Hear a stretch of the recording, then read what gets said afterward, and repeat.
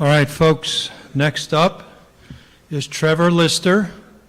It's, I believe, 9 o'clock in the morning in New Zealand where he's sitting, 9 o'clock Saturday morning.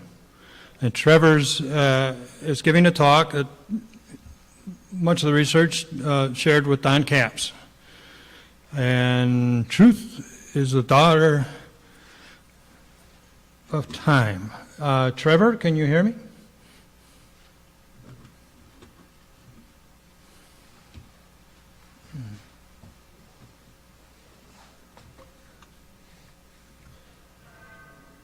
Trevor, can you hear me? Oh, sorry.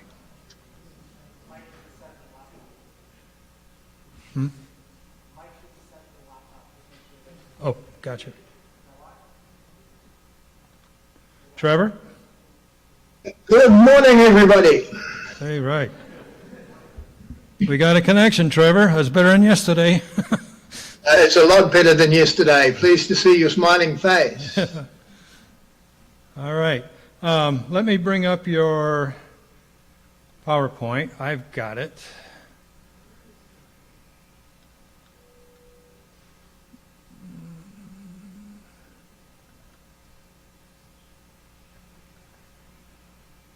Stand by, Trevor. Thank you.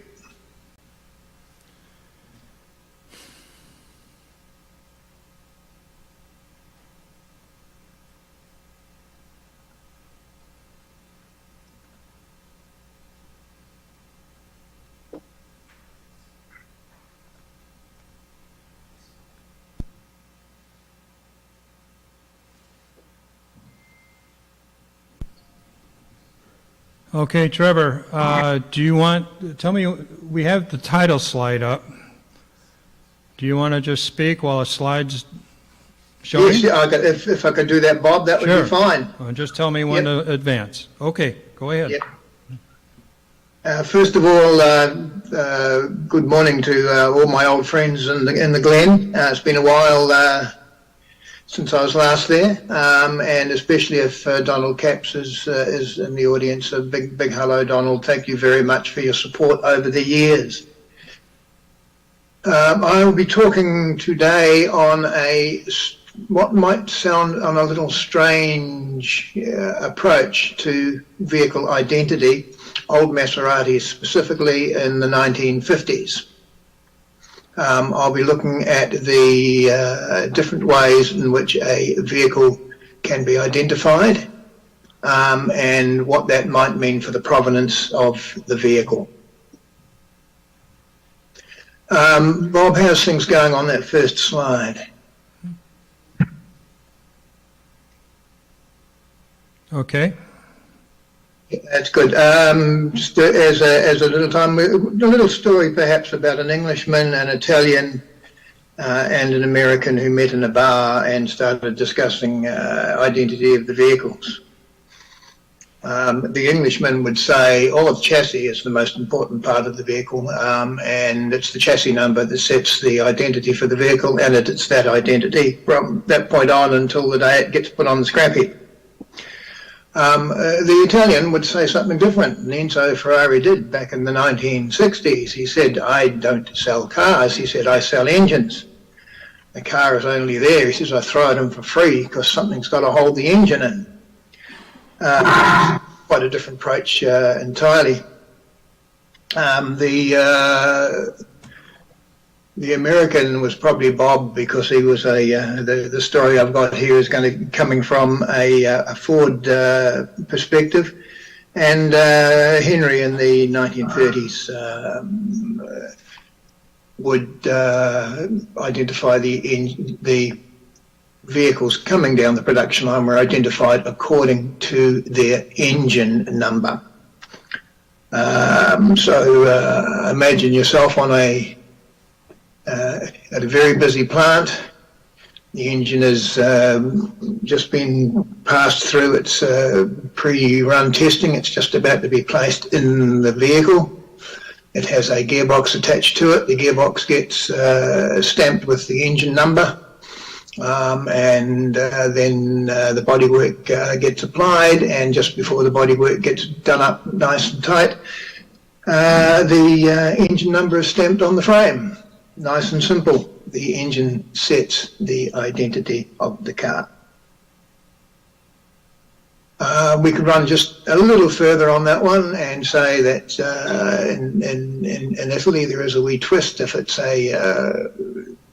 Enzo talked about production cars as well as race cars, but at Maserati, if a engine in a race car was changed, then the identity of the vehicle was changed to match the engine number. That is, the engine number didn't just set the identity when it first rolled off the production line. It was quite capable of changing and giving a different vehicle identity as the vehicle was raced, even race to race.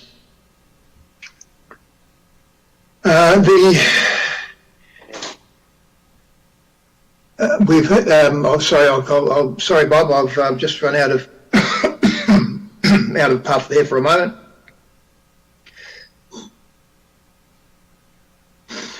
How are we getting on with the slides, Bob? All right, we got the Ferrari number 11 car up. Sorry, I can't hear you very well. We got the number 11 car up.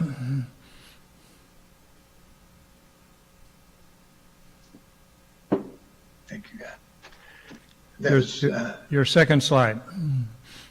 yeah, could I have the first slide? Yes, could I have the second slide, please, which is the red one? If Yeah. you've got that up on the screen. It's up there. Thank you very much. I've chosen this car as an illustration of what happened at Maserati because it's a very rich car in terms of its background and its provenance. If you look at it on the slide, it looks like pretty much like a standard 1950s Maserati Formula One car, but in fact it is not. It started off as a 2-litre Formula 2 car, and it had a chassis number given by its engine, a identity number given by its engine of 2038. That was its first identity. In the very early part of the 1954 Formula One racing season, the cars were in Argentina, and Maserati had a lot of orders for its new 250F Formula One car, but unfortunately it could not supply every customer at the same race. And so some of the Formula 2 cars were adapted to Formula 1 specification, mainly by putting a bigger engine in and running them as Formula 1 cars. This is one of those cars.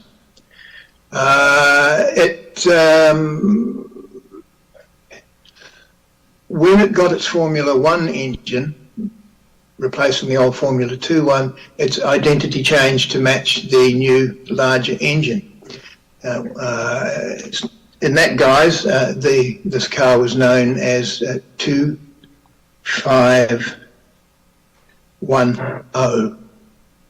And that wasn't the end of its identity. The following year it was revised, bodywork revised, which is why you see the lovely 250F type bodywork on it in the photograph. And its engine was changed once more. It now got engine 2518, and it took on identity 2518. So if we trace this car right through, we see 3 identities all set by the engine that it was carrying at the time. And it doesn't stop there. The interims, there were 4 of them altogether. They all had that same pattern of giving up their old Formula 2 number and adopting the Formula 1 engine number. Each and every one of them followed exactly the same pattern. So I'm comfortable looking at the interims to say that, yes, that's how it goes. The Maserati was obviously identifying according to engine number, and if the engine went to another vehicle, it would carry its identity, take the engine identity with it. So far, so good, except in England they didn't do that. And in England, there was a lot of interest in Formula One, of course. It was just getting to the point where England was really ready to start dominating Formula One in a year or two's time. And the English commentators were very keen on pushing for the chassis number to be the one which identified the car. This might be so in England, but it's not so everywhere else. Unfortunately, the English men did most of the commentaries, and quite frankly, they did it according to the English pattern, that the chassis number determined the identity. Not quite so, because excuse me.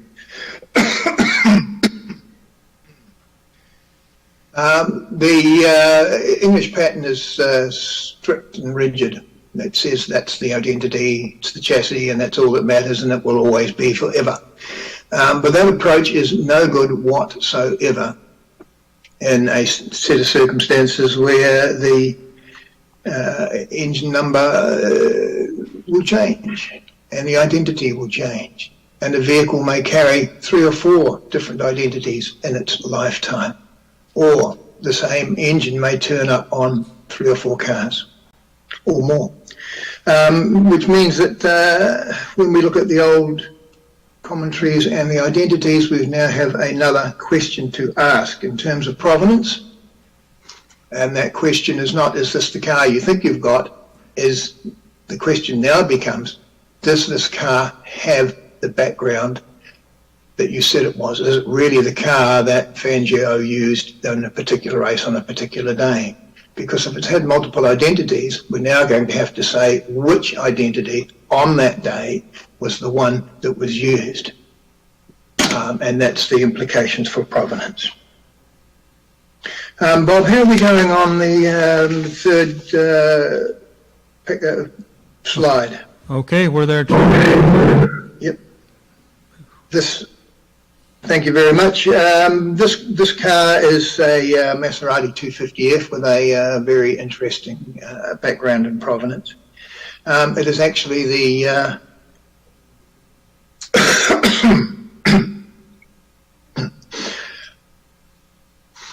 it is the third car of 3 to carry engine and identity 2504.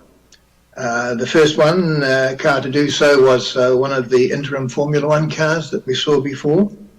When the customer car was ready, the full Formula One car was ready, the interim was sent back to the factory, and the brand new 250F was given to Prince Bura, and he had a great time racing it in the 50s.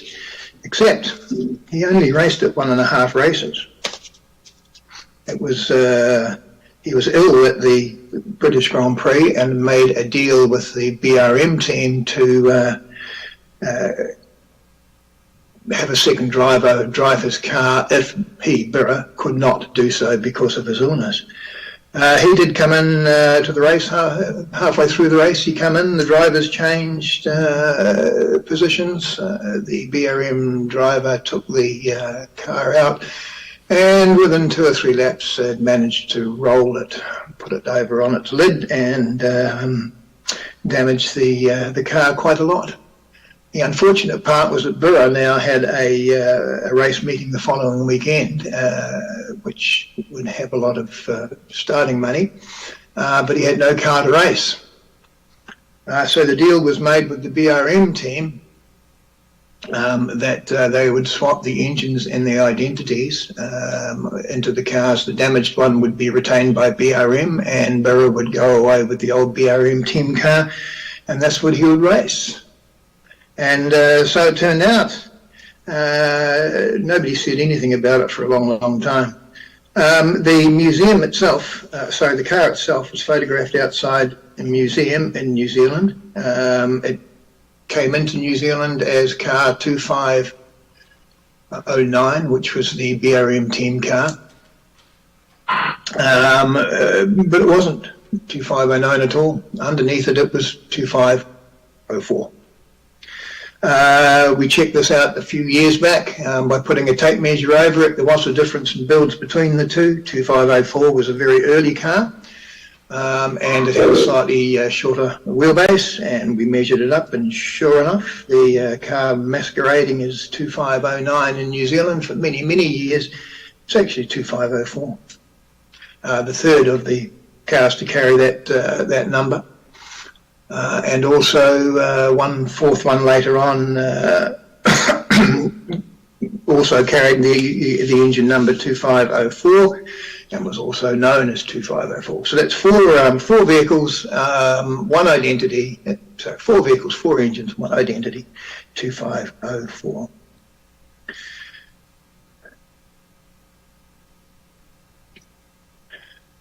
This rearrangement of engine numbers every time identity numbers every time an engine was changed has been around for a long time.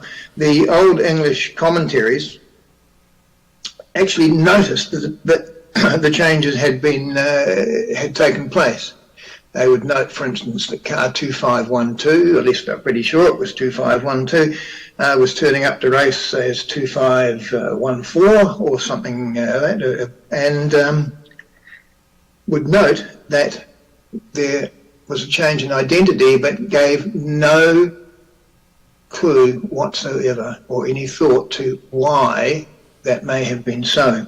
And then to answer that question, we go to Donald's database. It's a very, very large database, and very well laid out. I've got to thank Don for giving me access to that database a long time ago. An unknown turns up on his emails one day and says, "Do you mind if I muck around with your database?" And to Don's credit, he said, "Yeah, go right ahead." What Donald had done is captured the engine numbers for each vehicle, each car in each race. And when his database was put alongside the older commentaries, there was a one-to-one correspondence between what the older commentaries had just noted as this car raced as 2514. For instance, Donald's database showed that on this race, yes, it did run as 2514 and that it also carried engine 2514 for that race. So we were able basically to take all of the old puzzles of identity from the 250Fs and on, as a side issue, every other Maserati as well that was raced in the 50s, and solve a lot of old puzzles and problems which had found their way into the earlier commentaries. So we are now quite happy to say that Maserati identified its race cars according to the engine that was in them at the time. Could you put Don's page up on for vehicle 2512, Bob, and get it up in the... It's there? Wordy one? Thank you very much. If you have a look at this document, you'll see on Don's side notes on the right-hand side of the page, every now and again he will note with engine 2514. For instance, he's following car 2512, which is a very interesting little thing in its own right. And Donald.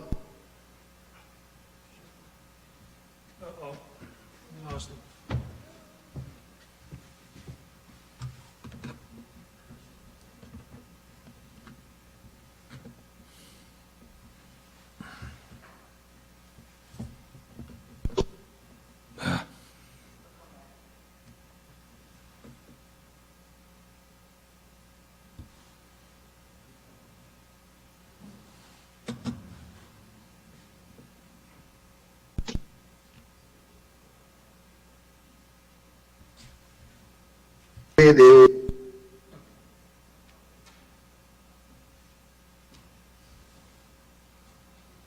There we come. Hmm?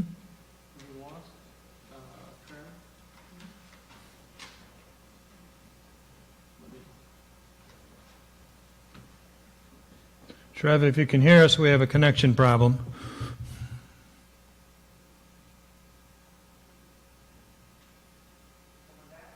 Not yet. This happened yesterday, folks, during our test. I love technology when it works. Unfortunately, this is part of the technology I developed, so blame me. Still nothing, Eric? There he is. Let me step in here for a No, second. no, let Eric step in. Yeah, I don't think he knows that it's not working.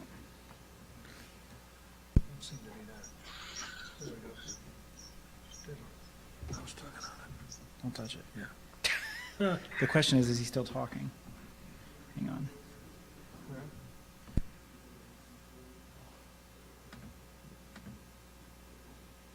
No, I don't want that.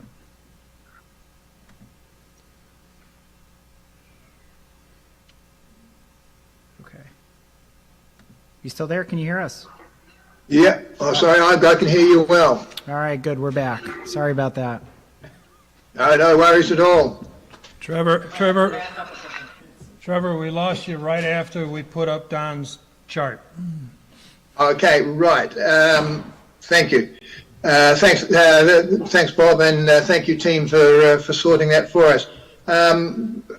We'll go and have a look at Don's chart again and pick up the bits and pieces there. The right-hand side of Don's chart has got a whole lot of side notes, and those side notes include any instance where a engine had been changed and the identity of the car had been changed to match the engine for that particular race. That's just trace your eye down the right hand column.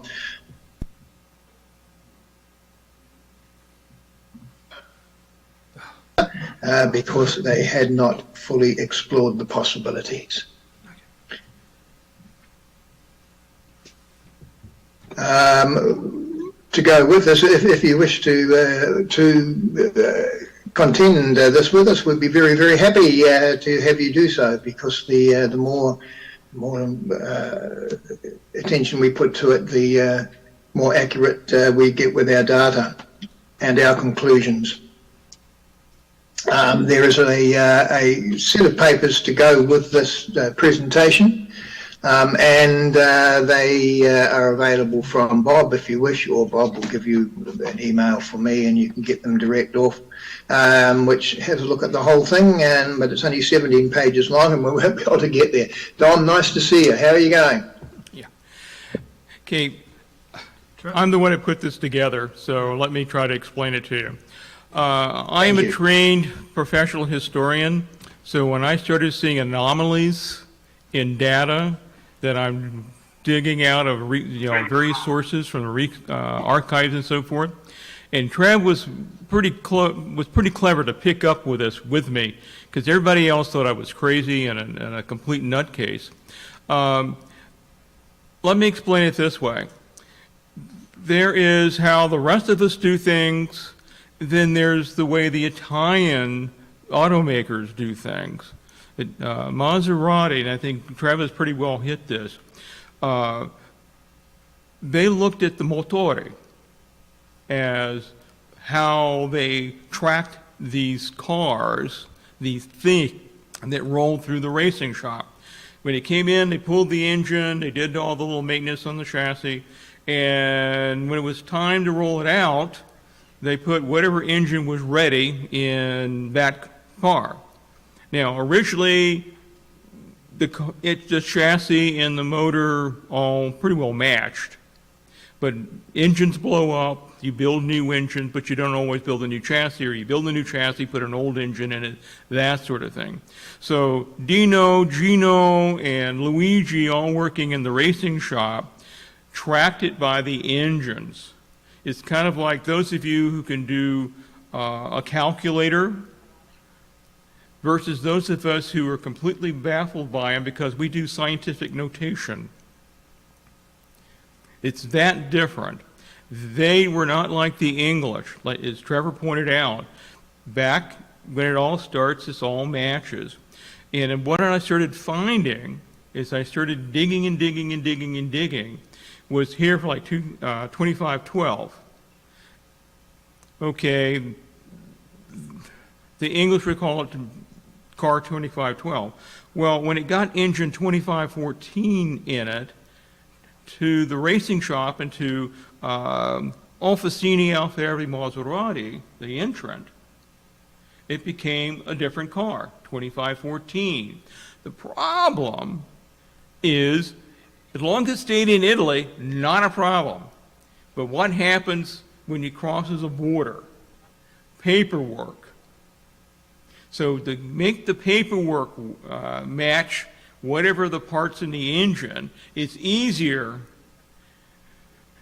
to fix because it's all just paperwork, or you put a little tiny metal strip over the actual number of the chassis, or the engine, as the case may be. So everyone else says that's 2512, but to the factory it's 2514. All their paperwork says 2514.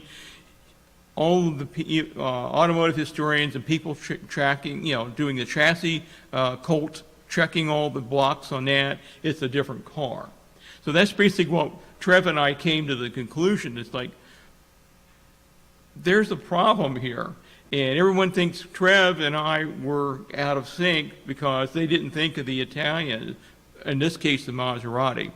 But when Trev went back and started looking at the history of previous cars, and just give, Trev, we found the same thing. It wasn't just the 250Fs.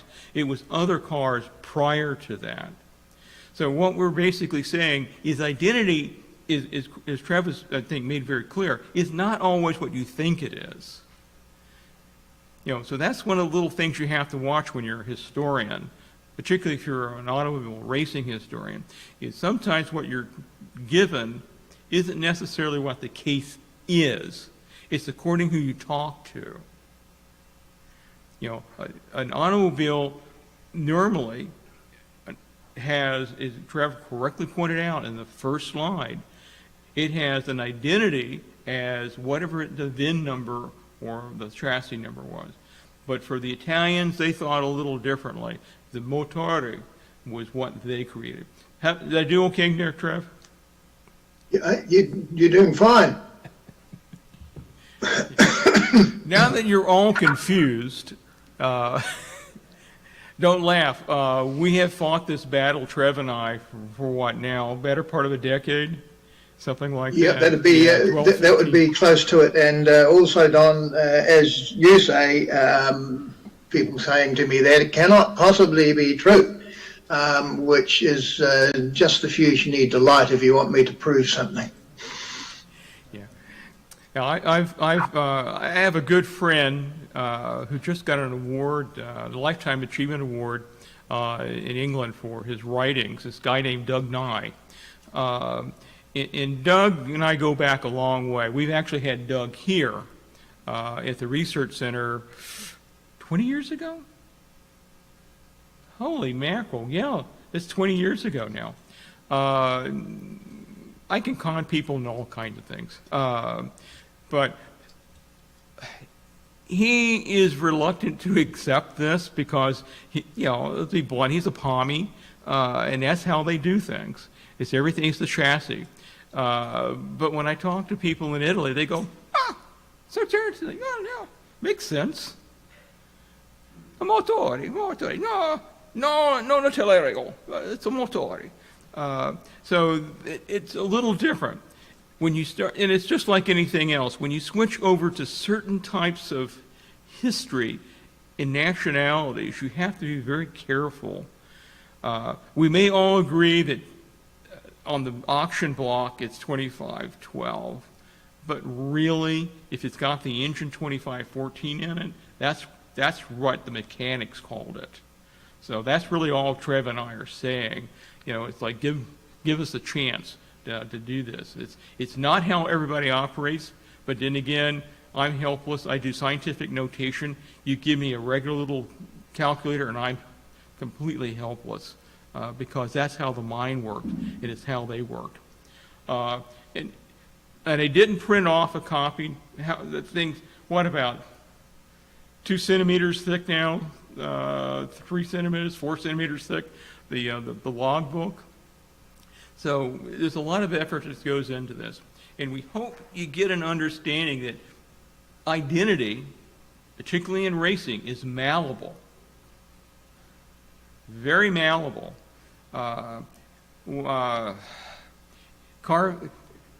You could see Richard Petty in car 43.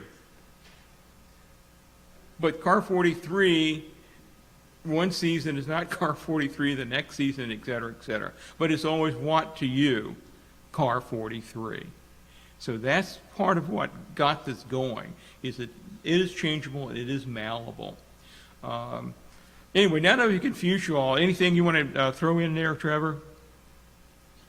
Yes, thanks, Don.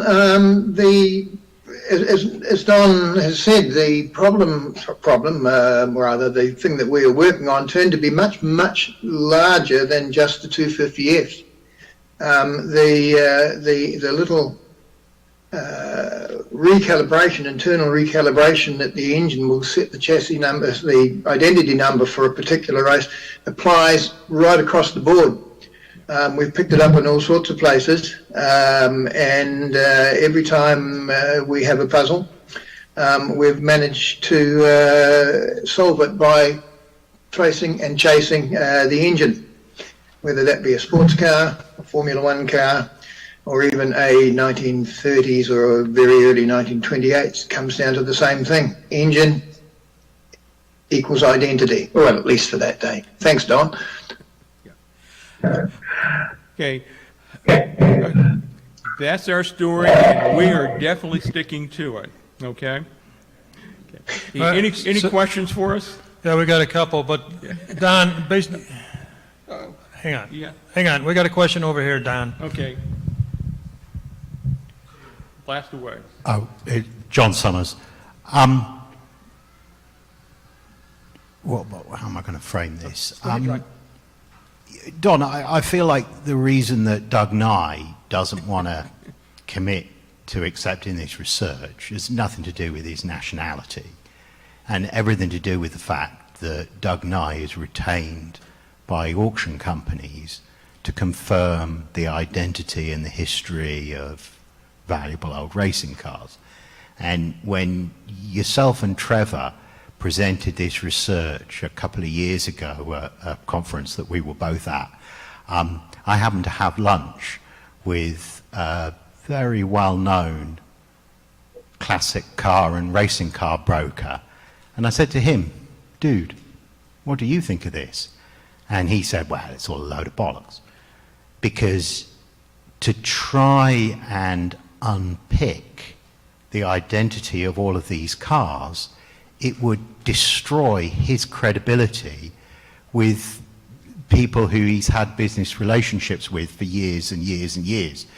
So I'm not saying that it's fine that that's the attitude, but what I am saying is that there's an awful lot of money and an awful lot of water that's gone under the bridge with a lot of these cars, and it would be very risky for his professional position for somebody like Doug Nye to say, you know what, all these Maserati 250Fs that we've identified as being, this is the Stirling Moss car, this is the Berra car, if we were suddenly to throw all of that up in the air and leave everybody feeling as faintly confused and dissatisfied as we're feeling at the moment about the identity of these cars, there's almost no upside.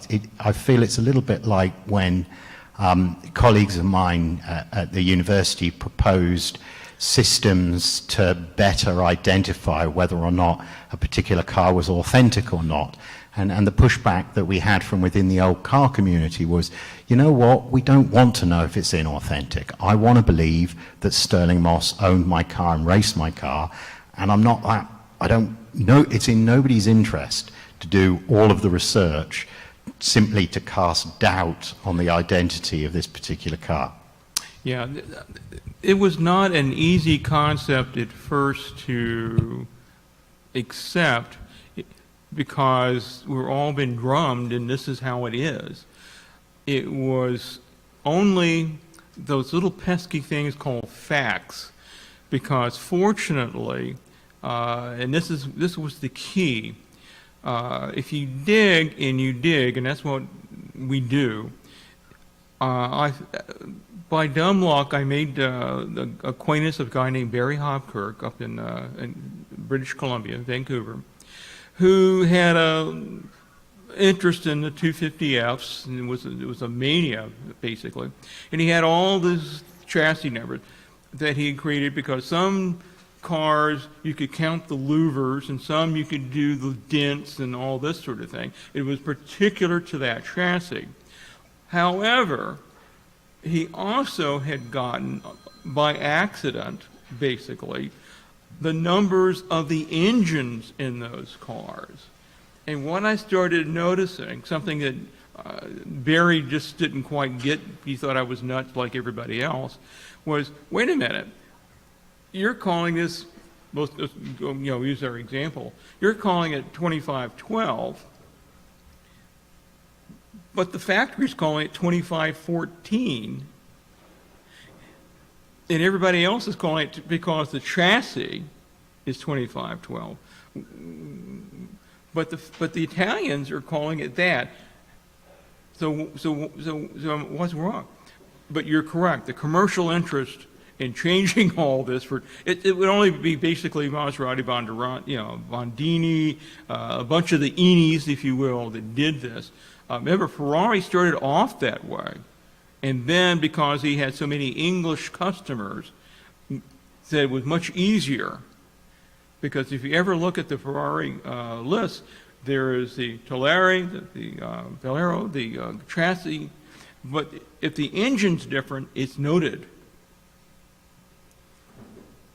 It's always noted. And a lot of times you'll find on the paperwork the engine in the Ferrari paperwork. If you dig, this is a fascinating topic that I never dreamed I'd ever be dealing with. But identity became an issue simply because it was so confusing. Okay, I'm sorry, I'm taking more time than I anticipated on this. I think Joe's got a question. And don't beat me up too badly, Joe. I just want to say that I think it's a little unfair to paint strictly Italian automakers for this kind of confusion. Doug and I had a long and interesting session together on the identity of Lotus 19s. As most of us may know, a certain English manufacturer of cars named Lotus, whose last name was Chapman, had a tendency to want to change things around. And there were all sorts of good and sometimes bad reasons. Sometimes they needed to get it across the border, and the one that was on the paperwork had one chassis number, and the one they had in the truck had another one, so they changed it. In the case of Lotus 19s, it is truly murky. I got involved with a car that claimed to be the first that Moss drove to two very successful races, first at Riverside and then at Monterey. There are 3 people in the world who claim absolutely that they own that car. The joke is that the car was actually comprehensively destroyed in an accident in New Zealand, and the remains of the car came back in a suitcase that went into the baggage, the upper baggage container of the jet that it came back on. So it's a fascinating topic, and one that's full of all sorts of problems. I've been yelled at any number of different times about that sort of thing. So it's good for you guys for doing it. It's fascinating. And yeah, and also, of course, as we are hearing, it also relates a lot to not only value, but really what the history is. And that's that's something that sometimes it's just going to be too murky to dig out, but there it is. This always boils down to one phrase: pity the poor historian. We can only do what we do. We do the facts. Again, Trev did a tremendous amount of work, and thank you, Trev, for. I know it's morning down there. Again, Trev and I go back a long ways on this, and we appreciate you giving us the patience to put up with this. Bob, anything else? We have two more questions. Okay. Oh. Thank you so much for doing this. And I was curious if the logbook extends to any of the French marks, specifically delegate is something I've been looking into, and I'm encountering some of the same issues. Oh. I didn't quite catch all of it, but I didn't catch it. Essentially, have you done any, is there also French marks that you've been looking into and finding the same thing? Yeah, there are others who've gone back and replicated this because one of the things we do in historian, it's different than like Doug. Doug gets a lot of information, he holds it, which is what authors do, what historians do, until it gets published.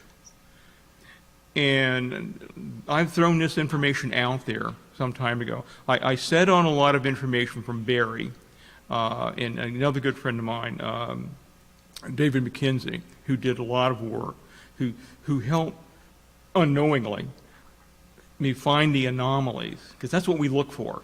We look for anomalies, and helped me find some of these anomalies, even though he was not sure what I was looking for at first. So basically, yeah, there are a number of people who come around to this. I think they basically still very quiet about it, exactly what John pointed out. Because then you start looking at Alfa Romeo, you start looking at these other companies as well, Seat, Osaka, and so forth. A lot of them initially did it identity one way, but because of their customer base, they're not stupid. They understand how the system works, and they found that out real quick, that don't confuse people. All Trev and I do is what, Trev, we confuse people because we look at the facts, and we don't worry about the other stuff, thank goodness, because I think Joe would know this, I would make a horrible car dealer. I just tell you what it is, sort of thing. So, anyway, anything else? Oh. Well, I just have a warning that none of this applies to American race cars up at least through 1980. Numbers for Miller cars have been lost. Frank Curtis and Watson numbered cars, and I have the bill sheets for most of the Offenhauser engines, but they changed engines without making any note at all. If an engine blew up, they put another one in, and so what? Actually, at one year in the 50s, there were more Offenhauser engines entered at Indy than had been built by Meyer and Drake and Offenhauser, because people took blown-up engines and bought some parts and put them together. So you can't run the numbers. You have to look at a number of louvers and welds on the chassis to identify them. And I should give some credit to Gordon, because that was one of the anomalies that I began coming back to, is that this can't be unique. And you look at a lot of American cars, racing cars, dirt track cars, etc. They didn't have an identity except number 52, number 88. I mean, that was basically it. And you're right. When you had pointed out, I said, you know, I'm not insane, because Gordon has found the same thing off the engines. And we said we found that some of these engines, when they were broken, they got thrown. Chassis were, you know, like modern. There's a couple of McLarens. There must be like 15 of one chassis number because it's ridiculous. But it is identity is an open topic. Have at it, as far as I'm concerned. So thank you very much. We appreciate it all. Thank you, Trap, for dialing in this morning.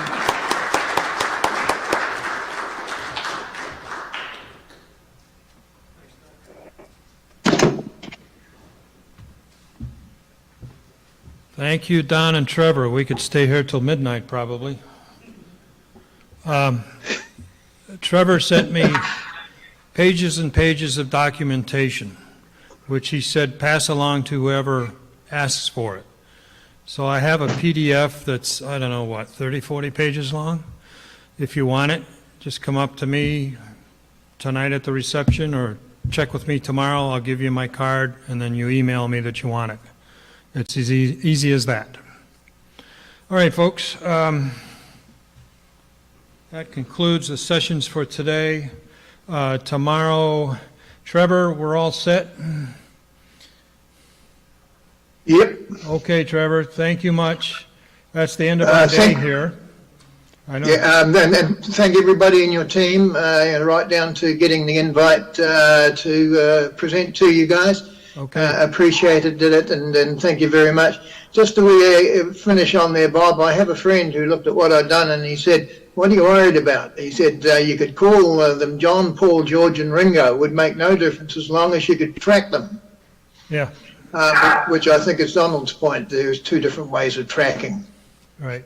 We'll bring them together. So thank you all Okay. very much, and see you next time round. Okay, thanks, Trevor. We're going to close down here for today. You have a nice Saturday. I'll do that. Thank you. Okay, bye-bye. Goodbye.